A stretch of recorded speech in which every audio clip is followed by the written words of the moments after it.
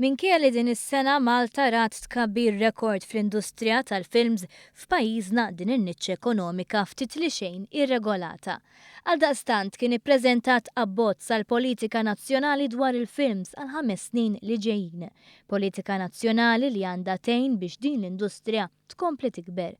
Dan l-abbozz jista' jgħaddi minn xahar ta' konsultazzjoni kemm mis-settur privat u kif ukoll mill-pubbliku ġenerali. Il-Ministru Edward Zammit Lewis fisser kif huma diversi l-aspetti li jindirizza dan l-abbozz. L-ewwel ħaġa l-investiment fiktar faċilitajiet. Bħalissa sejrin tajjeb, irranġajna l-faċilitajiet ta' Rinella, però ċertament hemm bżonn iktar faċilitajiet biex inżommu l-kompetittività tagħna. It-tieni punt huwa l-investiment fil-kapital uman. Hemm bżonn iktar skills, hemm bżonn iktar kwalifiki akademiċi f'dan is-settur. It-tielet waħda hija l-inċentivi finanzjarji. Inċentivi finanzjarji huma importanti ħafna biex nattiraw films kbar f'pajjiżna. L-abbozz jitkellem ukoll dwar il-kundizzjonijiet tax-xogħol tan-nies li jaħdmu f'din l-industrija fejn jispikka l-impenn biex jinstab bilanċ bejn il-bżonnijiet tal-ħaddiema u l-flessibilità tas-settur.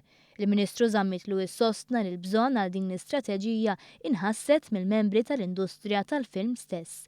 Ikkonferma dan il-Kummissarju għall-Films Engelbert Grech li stqar li din il-politika se tagħmel lil pajjiżna iktar kompetittiv. Hija possibilment l-aqwa sena f'90 sena ta' storja tal-films pajjiżna u issa qed nagħmlu politika nazzjonali apposta għall-film sabiex il-pajjiż ikun aktar kompetittiv u anke nagħtu kundizzjonijiet tajbin lil Maltin li jaħdmu fuq il-films.